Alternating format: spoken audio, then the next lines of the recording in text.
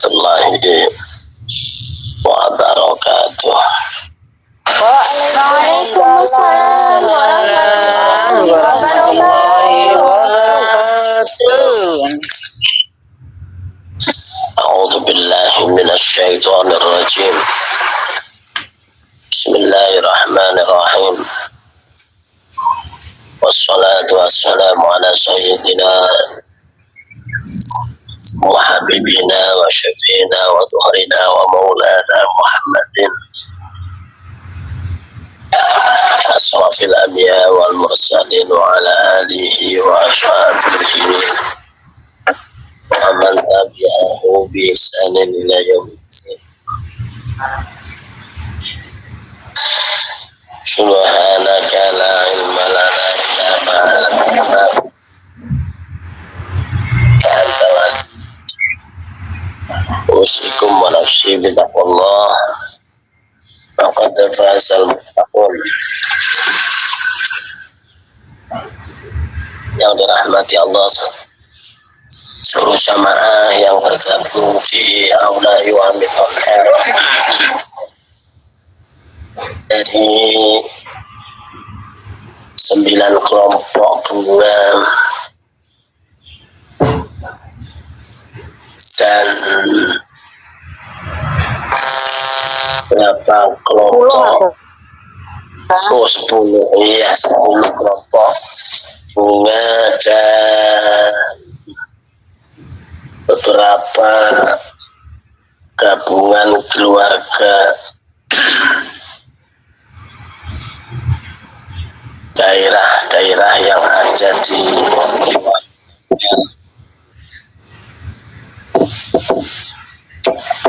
alhamdulillah wa syukurillah.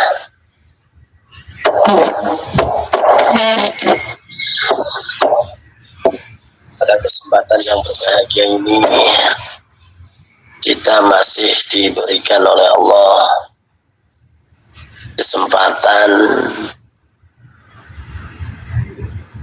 dan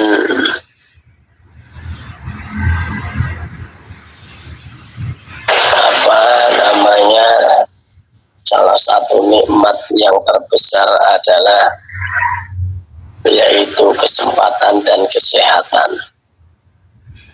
Sempat nggak sehat biasanya nggak ikut.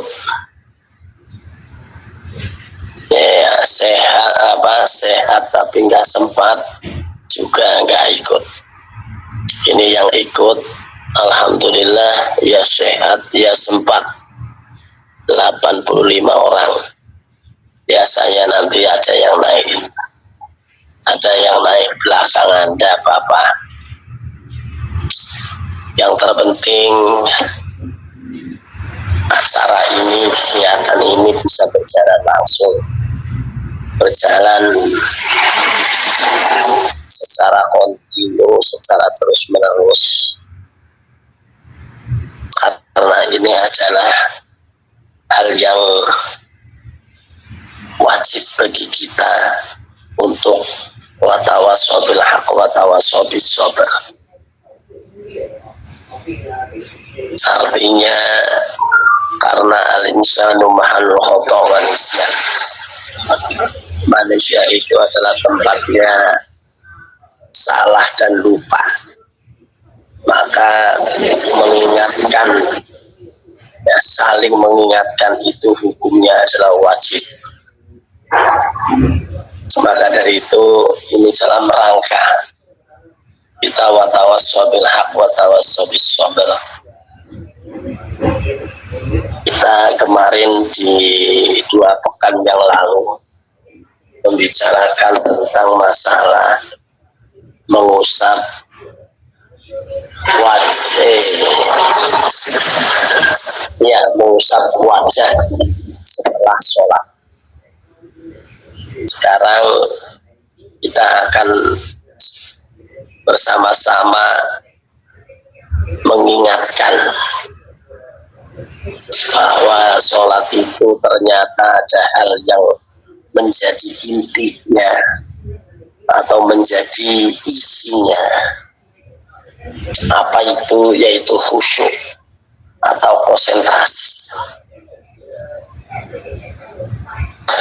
Yang dalam hal ini banyak sekali di antara kita yang mungkin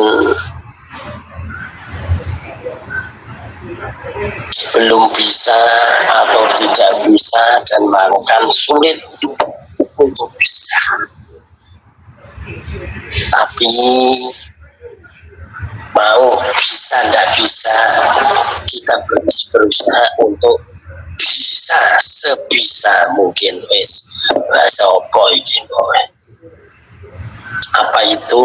Yaitu konsentrasi atau khusyuk. Bagaimana itu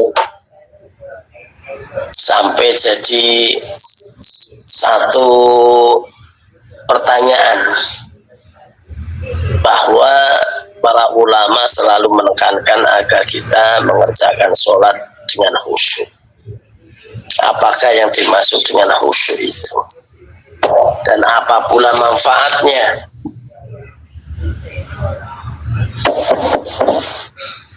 Terus jawabannya adalah khusyuk ketika melaksanakan sholat ini merupakan perkara yang sangat penting, sebab hal itu merupakan tujuan utama dari sholat yang kita kerjakan. Ya, sesuai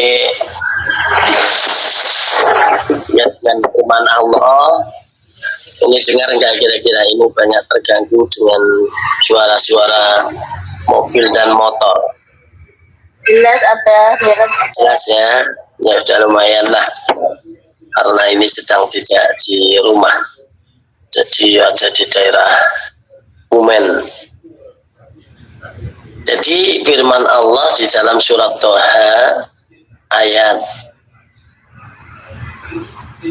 14 itu aqimis sholata lidzikri. Akim yo padha ngedekno sira as-sholata ing sholat. Tujuane sholat adalah lidzikri, kanggo ngeling-eling, kanggo zikir, kanggo ngemut-emut ingsun Gusti Allah. Nanti sudah jelas di sini bahwa yang namanya khusyuk itu adalah tujuannya adalah yaitu zikrullah, ingat kepada Allah.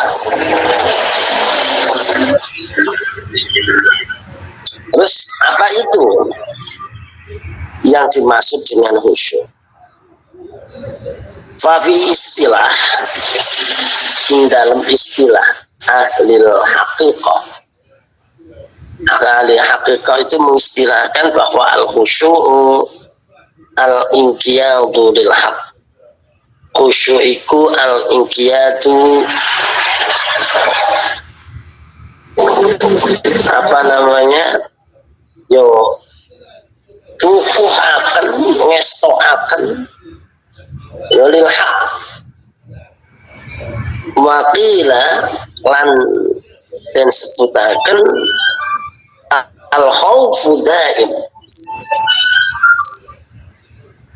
dan ada yang mengatakan bahwa khusyuk itu adalah al-khawfu utamati, ada imukang terus menerus fi wedi marang Gusti Allah fi qalbi ing dalam hati. Sebentar.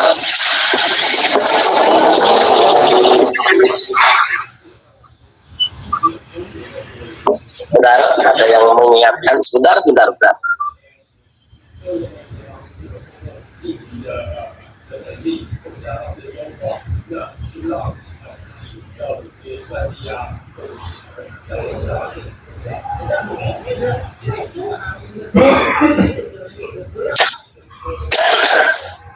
Ya, kita lanjutkan.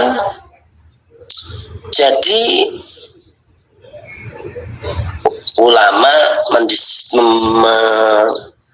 divisi ini,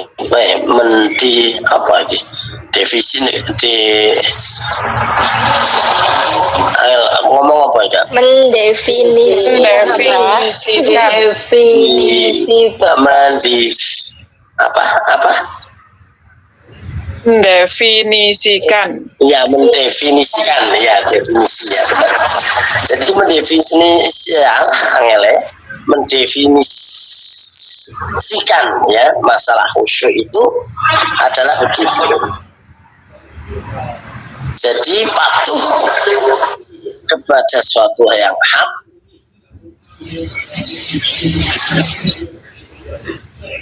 ya, tadi belum ya. Jadi istilah itu adalah ahli hakikah itu khusyuk itu adalah al-inqiyadu lil haq, ya betul. Al-inqiyadu utawi yo nekotaken utawa apa itu? Ya al-inqiyadu yo nekotaken utawa yo ngestokake lil haqqi maring hak. Wakilan al-khawfu daim, yaitu al-khawf ad-daim, khawfun wedi marang Gusti Allah daim terus menerus bi qalbi ing dalam hati. Nah, lebih jelas lagi Syekh Alauddin Ali bin Muhammad bin Ibrahim Al-Baghdadi, ini orang Baghdad, mendefinisikannya lagi al-khusyu' bis sholati huwa jam'ul himmati. Khusyuk itu adalah dalam sholat itu adalah yaitu huwa jam'u himmati, ngumpulake himmah itu konsentrasi wal i'radu lan yo mengo an masaking perkara siwallahi kang saliyane Gusti Allah. Berarti konsentrasi untuk mengingat Allah, yang lain diabaikan. Terus watadat guru amma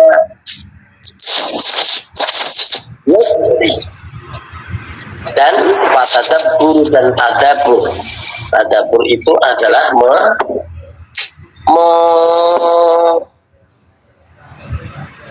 apa jenengane ya?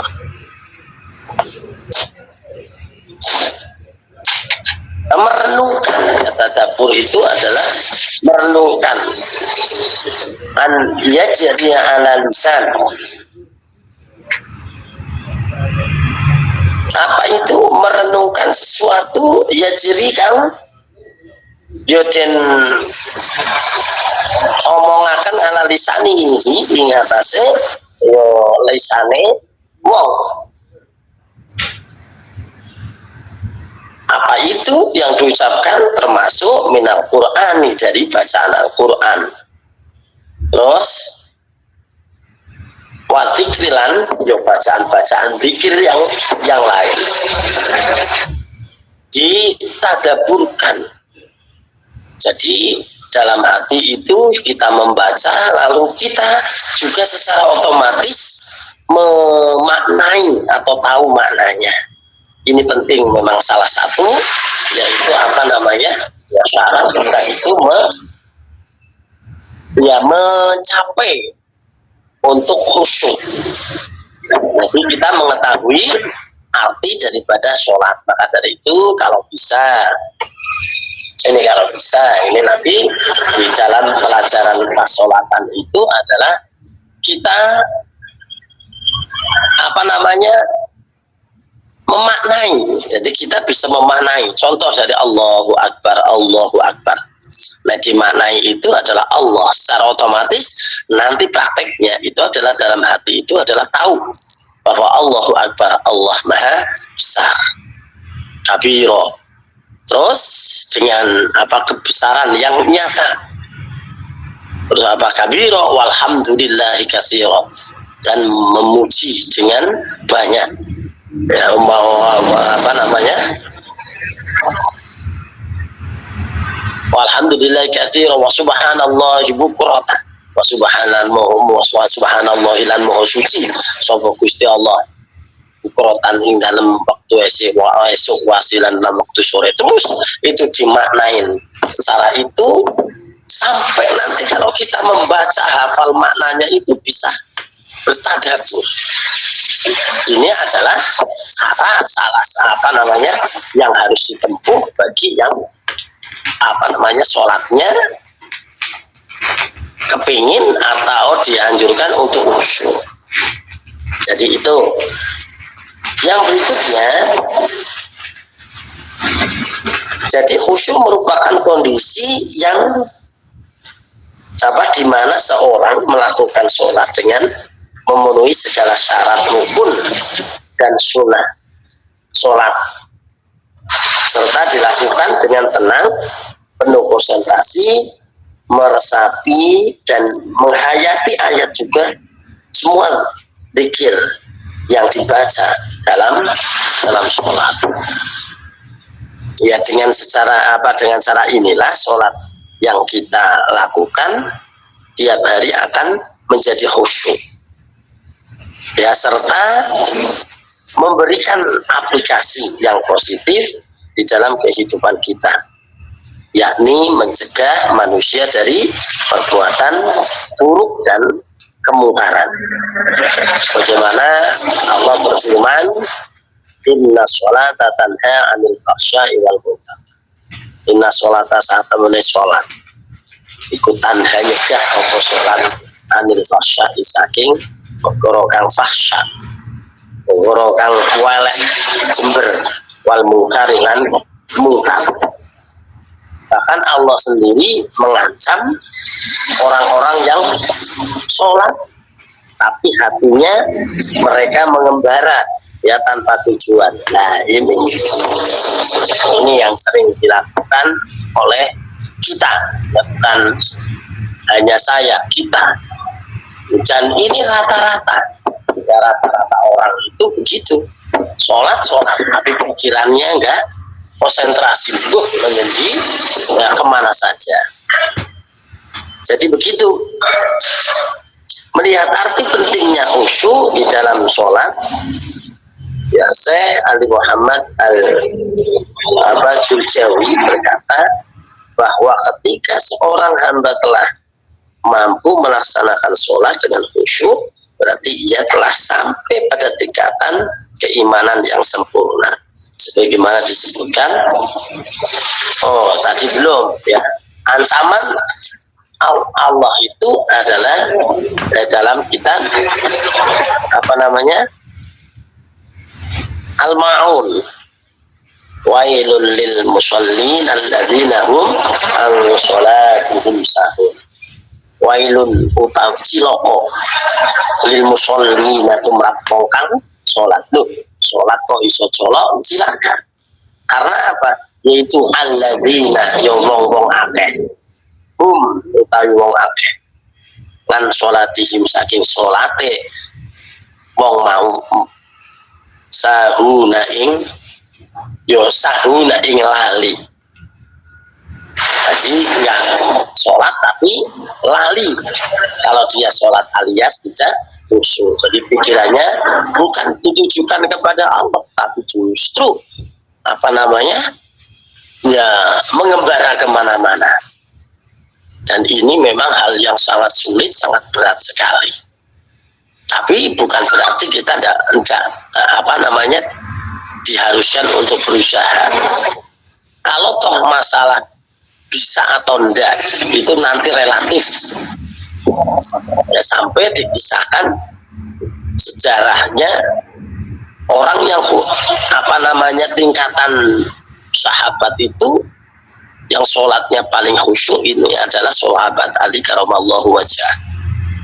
Tapi setelah ya, Nabi itu mengadakan sayembara, siapa yang sholatnya paling khusyuk, semuanya enggak ada yang ngaco. Tapi tahu kalau Ali itu sholatnya itu paling khusyuk, akhirnya semua sahabat itu menyatakan bahwa sahabat Ali lah yang mengikuti lomba itu. Nah, lomba itu sangat luar biasa sekali. Hadiahnya adalah dikasih sorban. Sorban dari Rasulullah SAW. Ini nggak aneh, nggak asing. Karena jam hari ini saja, ya kaos yang dipakai oleh mungkin bintang sepak bola atau mungkin baju yang dipakai oleh bintang film, itu harganya itu bahkan tidak terhingga ya bagi fan-nya. Nah, tapi kalau bukan bagi fan-nya, ya tidak ada apa-apanya. Jadi begitu. Ternyata sahabat Ali tidak mampu untuk khusyuk secara total. Karena di awal-awal ya khusyuk, tapi barang di akhir sholatnya terbesit di dalam hati. Apa itu? Jika nanti ditawarin oleh Rasulullah suruh memilih, saya akan memilih sorban yang hijau, dan itu terbesit di dalam hatinya. Lalu malaikat Jibril menyampaikan kepada Rasulullah bahwa Ali gagal. Karena apa? Ya tadi dalam hatinya terbesit, kalau ditawarin saya akan milih ini. Maka pada saat selesai sholat ya yang dilakukan oleh sahabat Ali, lalu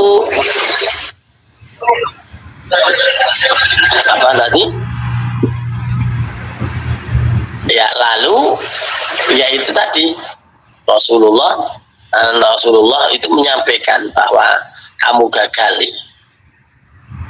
Pripun Kanjeng Nabi? Wong kowe iki lho mau malaikat Jibril laporan. Kowe mau terakhir mikir apa? Loh, kula mboten mikir napa-napa kok. Wah, jangan aku sih. Malaikat Jibril matur. Kowe mau pasar terakhir nang atimu ngomong nek ditawani kok aku arep pilih sing ijo, bener ora? Oke. Berarti gagal. Jadi begitu, sangat sulitnya itu untuk terus. Jadi melihat arti dari pentingnya khusyuk di dalam sholat, ya Syekh Ali Muhammad Al-Juwari berkata, Jurjawi yang berkata bahwa ketika seorang hamba telah mampu melaksanakan sholat dengan khusyuk, berarti telah sampai pada tingkatan keimanan yang sempurna, sebagaimana disebutkan di dalam kitab karangan beliau. Apa itu? Yaitu di dalam hikmah ya tasyri apa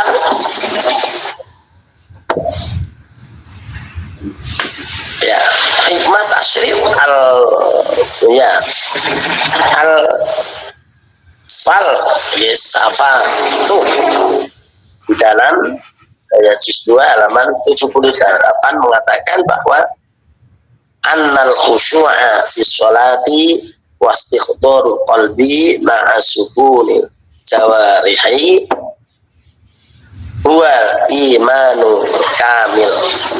Al khusyuk fi sholati, dalam sholat itu adalah istikhdar qalbi, ngadirahkan hati ma'asukunil jawarihi serta mandeke antengi al jawari itu ya pikiran, konsentrasi.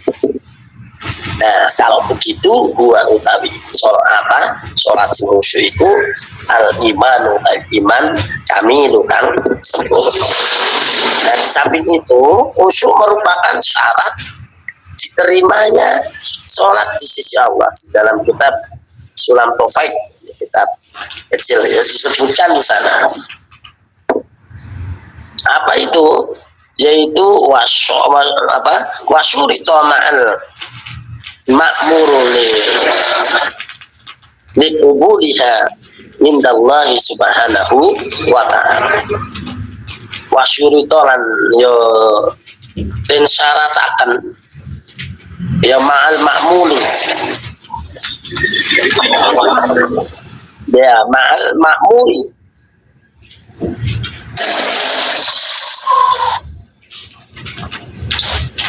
Yo sartane yo ma perkara ma'al maro alal maro warila alama ing atase perkara maro kang wis liwat yo iku li kubuliha rono den trimane salat mindallahi ana ngarsane Gusti Allah Subhanahu wa taala. Ila qala ayyukhdiru qalbahu fiha, ayyukhdiru ngadiraken qalbahu atine wong biha ing dalam salat, falaisa lahu lan ora ana lahu kadhe wong iku min salatihi saking salate man illama kejaba ya perkara ngakola kang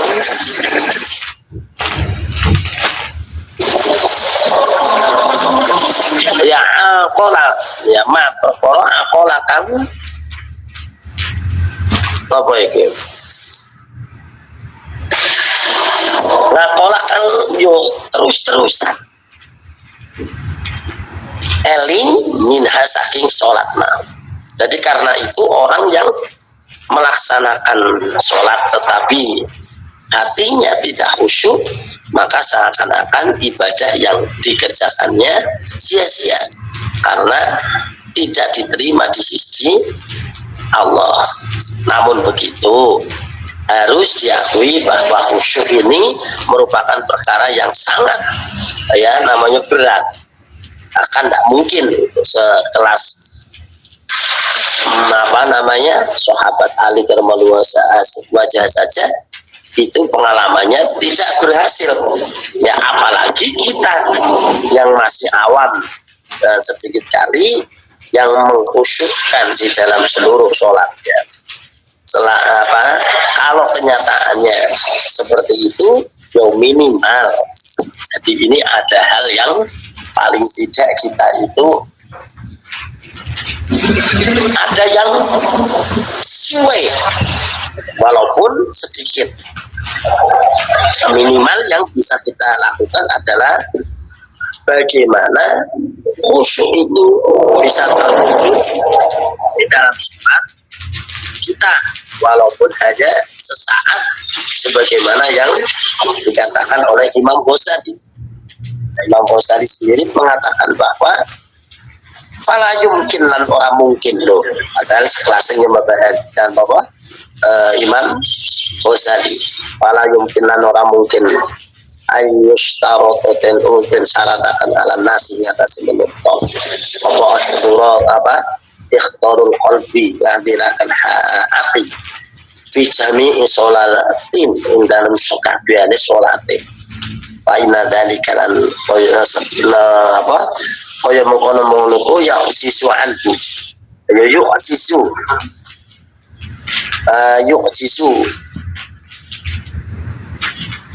apes ya yang anhu saking yo khusyuk mau kula basyarin saben menungso illa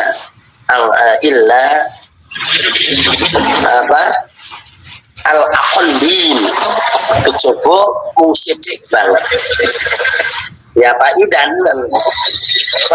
mungkin lamun orang mungkin yo istaratu dan syaratakan al-isti'abu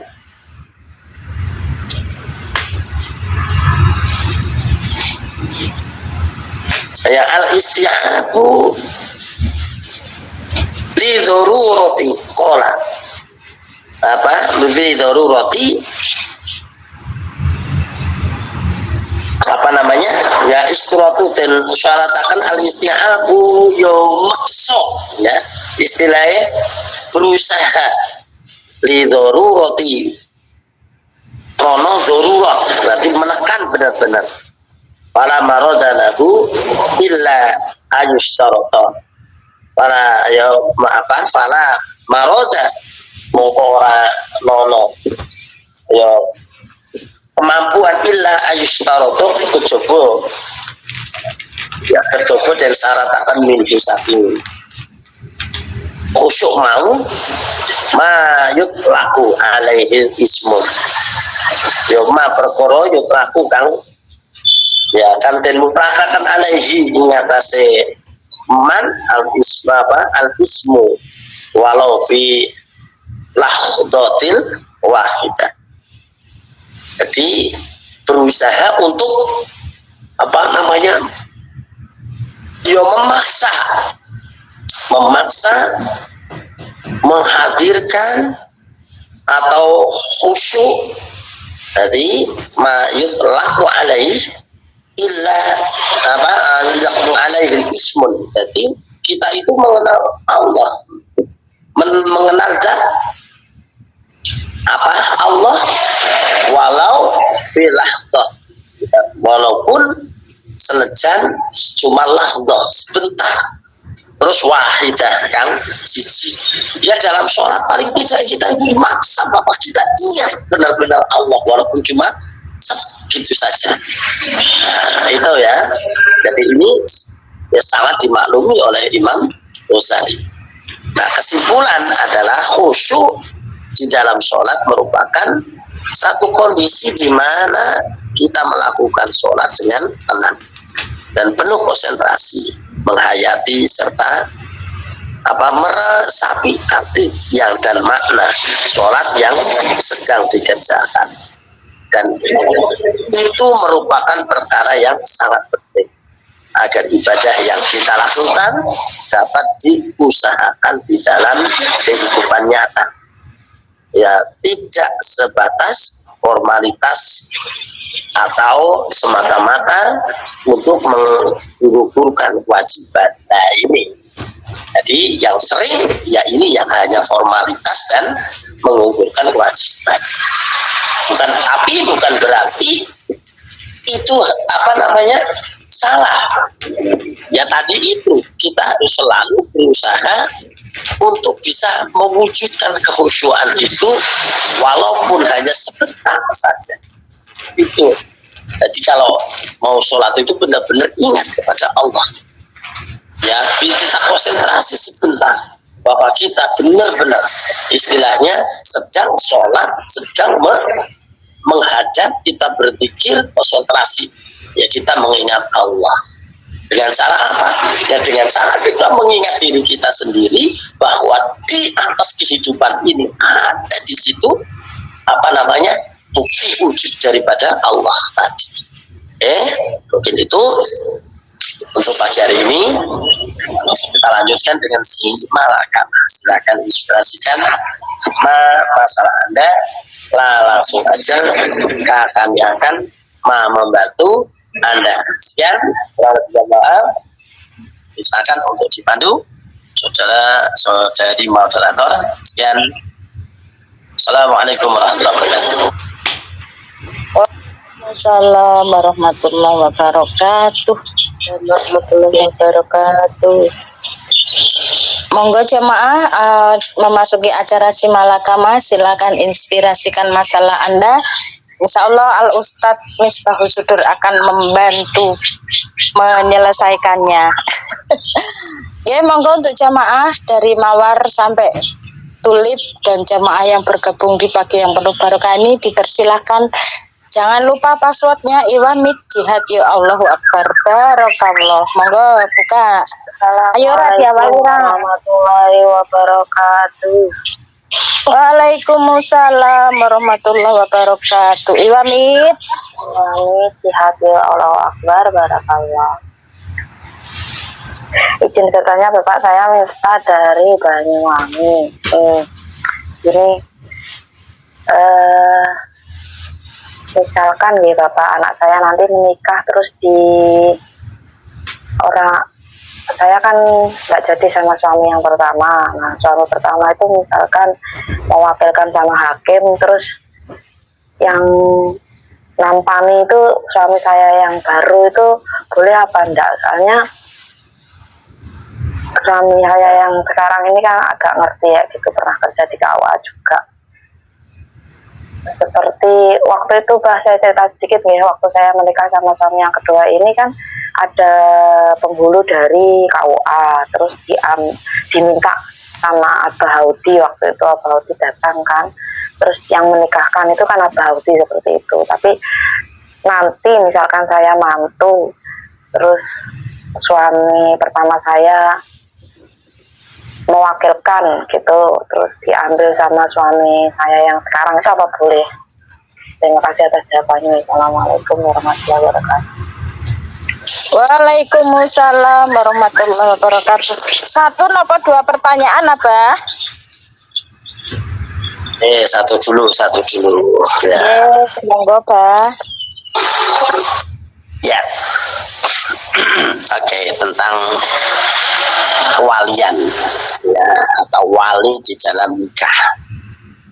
Bagaimana kalau yang mewakilkan itu adalah suami yang kedua, karena yo mandan ngerti, pernah mondok, pernah apa, begini mewakilkan kewaliannya itu adalah yaitu menikahkan, bukan dia itu menjadi wali, tidak. Jadi contoh ya, karena tidak bisa menikahkan, karena yang menikahkan kan itu cara kewajibannya wali. Jadi wali yang kewajiban untuk menikahkan. Kalau tidak bisa menikahkan, ya boleh diwakilkan ke siapa saja. Rata-rata diwakilkan ke penghulu. Ya, ke penghulu.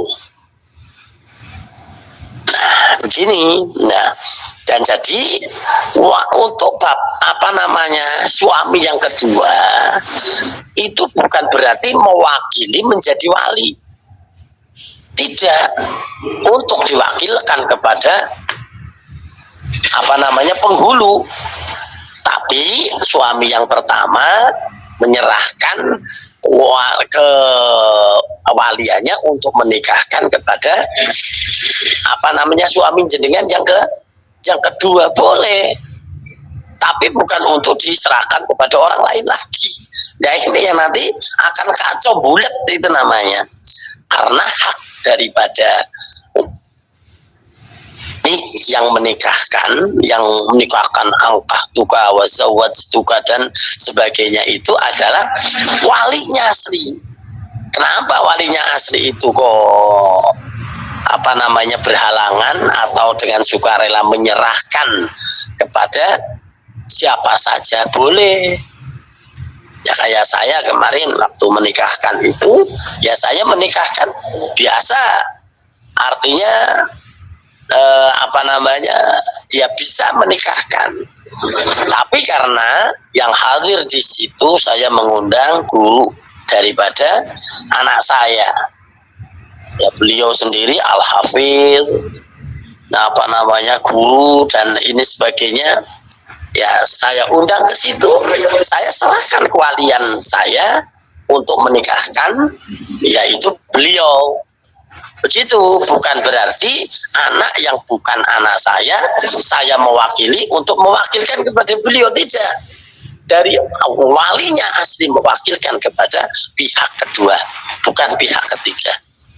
Jadi karena mungkin Anda hadir dan sebagainya, lalu bapaknya asli itu nggak hadir,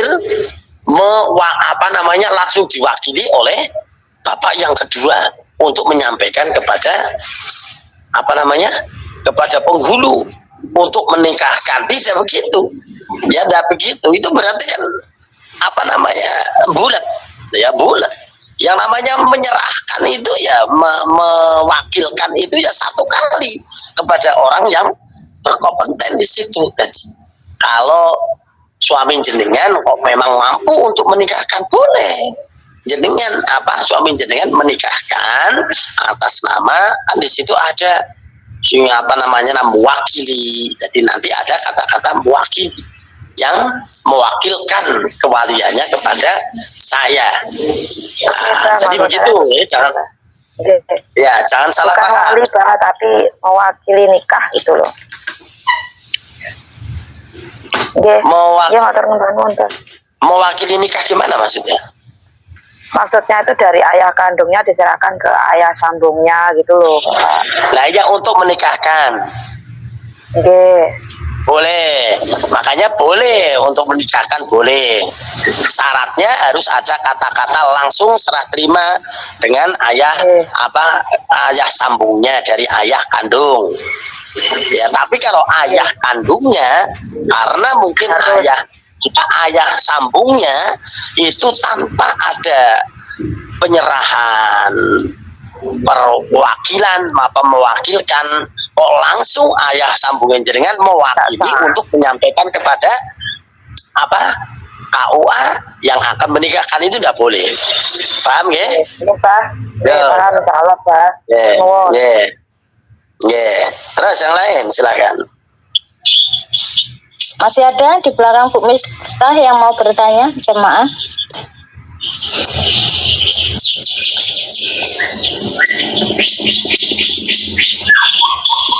Anteng-anteng ya, Pak.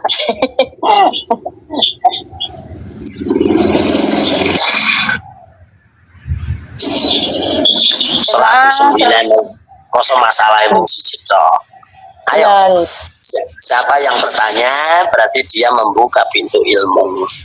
Nah ini tadi kalau nggak ditanyakan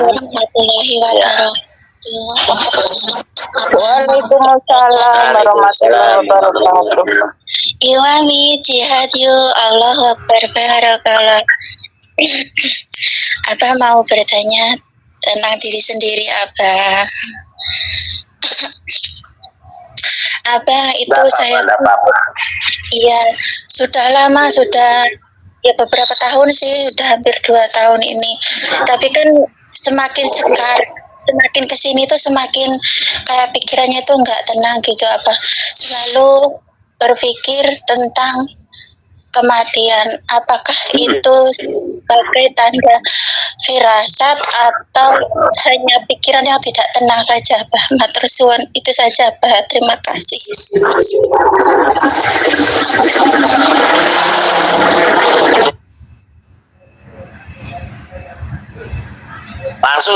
langsung dijawab ya. Iya, Abah. Iya, Ya, ini nanti sebentar. Tadi untuk alhamdulillah. Ya, untuk pertanyaan pertama belum selesai. Kalau memang itu bisa terjadi, hebat.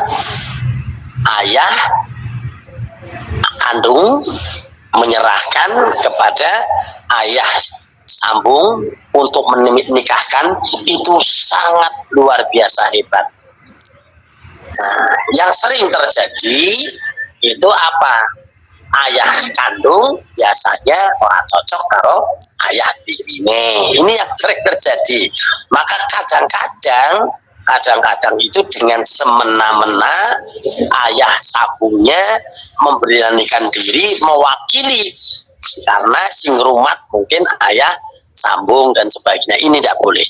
Nah, tapi kalau itu terjadi, mau mewakilkan kepada ayah sambungnya langsung dari ayah kandungnya, hebat, berarti guyub ya. Pun untuk tentang masalah perasaan semacam itu sebetulnya perasaan yang baik. Wong eling mati kok mau sholat. Saya sendiri juga sering sekali dan sampai hari ini yo kamu tanya aku mati.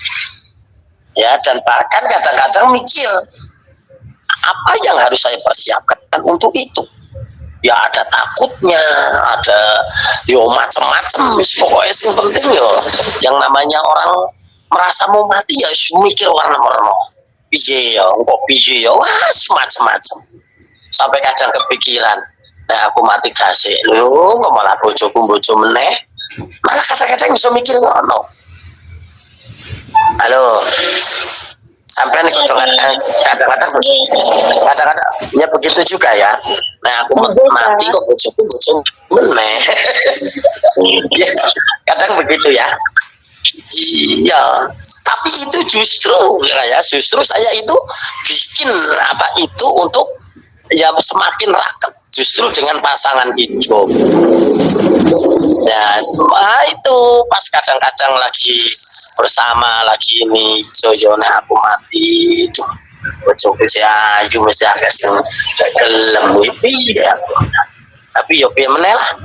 Nah, bojoku bales. Iya yo, nek aku mati sampean kok malah golek meneh. Piye? Padahal waduh hubungannya karo rondo-rondo akeh. Kadang-kadang juga begitu, malah untuk guyon-guyonan ya. Tidak apa-apa. Yang tidak boleh itu perasaan semacam itu dimasukkan ke dalam hati yang seolah-olah tidak siap menghadapi itu dan tidak sadar untuk itu sampai akhirnya ketakutan yang berlebihan.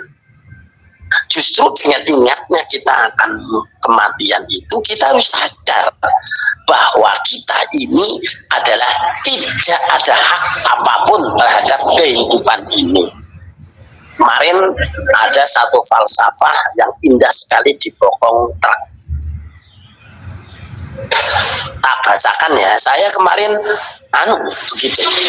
Sering kali saya dapat pelajaran itu dari apa namanya pas lagi nyupir ada truk istilahnya di depannya, pas itu ada apa namanya ditulis di baknya itu. Malah ada yang ada yang nyelento gitu. Apa namanya yo ngawur tapi yo pas juga tapi ngarang gitu. Apa itu ditulis di situ ngebut adalah ibadah. Jadi ngebut itu ibadah. Maksud nggak? Jangan percaya nggak kalau ngebut itu ibadah? Halo? Tidak apa? Nah iya tidak, tapi ada hal yang lucu. Ya buktinya apa? Buktinya semakin ngebut maka semakin dekat dengan Allah. Ya berarti nek semakin banter tabrakan mati balik mati jauh.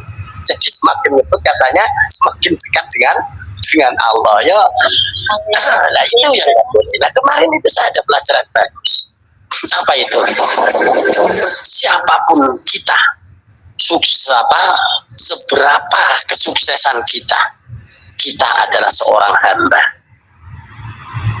Kalau seorang hamba, maka apapun yang kita punya itu adalah hanya titipan. Karena kita tidak bisa berkuasa dengan apapun yang ada dalam diri kita, termasuk nyawa kita. Loh, ini yang benar. Yang benar itu ada di bokong truk itu loh.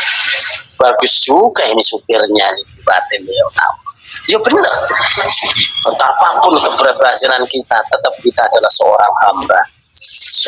Kalau kita seorang hamba berarti tidak ada yang dapat kita kuasai. Kita tidak punya apa-apa.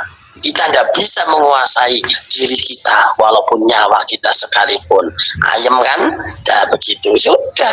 Jadi kalau kita mengingat mati ya kita harus sudah bahkan mengingat mati itu untuk untuk menyadarkan diri kita bahwa kita ini adalah seorang hamba yang tidak tahu kapan nyawa kita nggak tahu akan diambil kapan.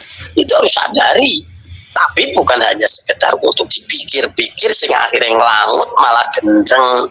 Jangan ketakutan dan sebagainya. Sudah kita sadar bahwa kita itu tidak bisa berbuat apa-apa.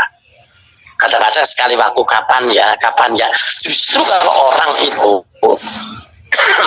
sering mengingat mati ya pada saat melakukan satu kegiatan wong iku biasanya selamat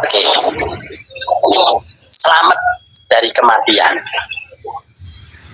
Kebanyakan kecelakaan itu adalah pada saat kita lalai kalau kita itu akan wong ngebut kebanteran dan sebagainya tanpa konsentrasi, tanpa ini perhitungan dan sebagainya, itu yang menjadikan kecelakaan. Tapi kalau kita waduh aku mati Jadi aku banter orang mati. Menojo mati ya coba banter sedingan banter ya asal kita bisa menguasai medan. Jadi begitu. Ya kita jangan sampai melupakan mati, justru dengan kita lupa dengan kematian akan mendadak nyampe. Tapi kalau kita siap terus, ya insya Allah selama kita siap akan mati, itu justru kita akan lebih banyak nanti husnul khotimahnya. Gitu, waduh aku siap mati, moco istighfar, aku harap mati, aku moco sholawat, aku harap mati, kibo aku siap mati, moco syahadat, ya bagus kan, insya Allah selamat. Ning aki lali ora moco popo, lali ini aki mumet, lagi stres, lagi ini, malah akhirnya tabrakan tenan, atau ketabrak, atau mungkin apes. Nah itulah justru yang sering terjadi itu begitu. Saat kita lupa mati itu mati malah justru semakin yuk itu. Dan assalamualaikum warahmatullahi wabarakatuh. Waalaikumsalam warahmatullahi wabarakatuh. Waktunya Abah, mohon barokah doanya dan pesan dan pesan. Terima kasih. Jihad yo. Allah tentang bendur perjuangan. Allahu Akbar. Allahu Akbar. Masih 6 menit maka saya menyampaikan kesan-pesan. Alhamdulillah rabbil alamin. Berapa ini? 111 luar biasa. 111 Bah. Nah iya 111 medun siji kali 110 rapopo. Jadi alhamdulillah luar biasa. Semakin banyak yang mengikuti berarti semakin efektif. Karena apa? Ya karena satu pertanyaan didengar oleh hanya 2 orang dengan didengar oleh 1000 orang. Pertanyaan itu atau jawaban itu atau pelajaran itu akan lebih efektif semakin meluas. Begitu. Maka dari itu ayo bareng-bareng ajak teman-teman kita yang ada di sekitar kita. Silakan. Tidak hanya yang kita kenal di darat, tapi kenalan kita di Facebook, kenalan kita di medsos yang lain dan sebagainya. Ajak mereka. Saatnya Iwamid kembang. Dulu di awal-awal mungkin masih ada ini bunda-bunda yang awal itu sangat menyidangkan.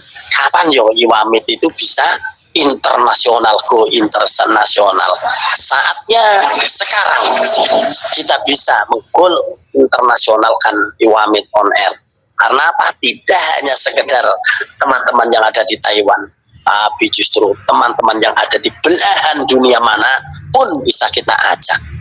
Oke, jadi begitu ya, jangan mundur selangkah pun, maju terus. Kita tawarkan Iwamid on air untuk bisa terus diikuti oleh teman-teman di mana saja berada. Kalau sekarang ini dari 100 orang ini ada di mana saja. Ada yang ada di luar Taiwan kecuali Indonesia. Ada yang di Cina. Malaysia, Singapura, insya Malaysia. Allah. Ayo siapa Malaysia? Coba ngacung. Malaysia ngacung. Nggak hadir kayaknya. Saya Pak. Nggak hadir. Ya sudah. Nah besok terus tawarkan dari Malaysia, dari mana, dari Hong Kong, dari mana. Ayo kita ajak untuk bergabung di Iwamid. Oke, dengan moto Iwamid tidak akan kemana-mana. Kalau bukan kita, siapa lagi? Kalau tidak sekarang, kapan lagi? Oke, kita berdoa. Bismillahirrahmanirrahim. Allahumma sholli ala sayyidina Muhammad sayyidil awwalin wal akhirin radhiyallahu ta'ala an sayyidi Rasulillah ajmain. Alhamdulillahirabbil alamin. Hamdan syakirin, hamdan na'imin, hamdan yuafi ni'amahu wa yukafi masidah. Ya Rabbana lakal hamdu kama yanbaghi li jalalika wa 'azimi sultanik. Allahumma ighfir lana dhunubana wa li ikhwanina alladhina sabaquna bil iman. Wa la taj'al fi qulubina ghillan lil ladzina amanu. Rabbana innaka ra'ufur rahim. Allahumma ighfir lana dhunubana ولجميع المسلمين والمسلمات والمؤمنين والمؤمنات الأحياء منهم والأموات. اللهم اجعلنا وأولادنا وذريتنا قرة أعين واجعلنا للمتقين إماما. اللهم اجعلنا وأولادنا وذريتنا من عبادك المتقين من عبادك الصالحين. اللهم اجعل مجلس يوامي طنير مجلسا مباركا مجلسا مأمورا مجلسا نافعا. اللهم أعز الإسلام والمسلمين. اللهم أعز الإسلام والمسلمين في جميع قرياتنا وعامة إنك على كل شيء قدير. يا الله يا الله يا الله ربنا يا ربنا تقبل منا علينا يا رحمن الراحمين. اللهم بارك في عمرنا اللهم بارك في حالنا اللهم بارك يا الله في رزقنا. اللهم ربنا يا ربنا ظلمنا أنفسنا فإن لم تغفر لنا وترحمنا لنكونن من الخاسرين. ربنا آتنا في الدنيا حسنة وفي الآخرة حسنة وقنا عذاب النار. وصلى الله على سيدنا محمد سبحانك ربك رب العزة عما يصفون وسلام على المرسلين والحمد لله رب العالمين. Sekian kurang lebihnya jemaah, wa'alaikum wabillahi taufiq wal hidayah wa ridwan inayah. Assalamualaikum warahmatullahi wabarakatuh. Waalaikumsalam warahmatullahi wabarakatuh.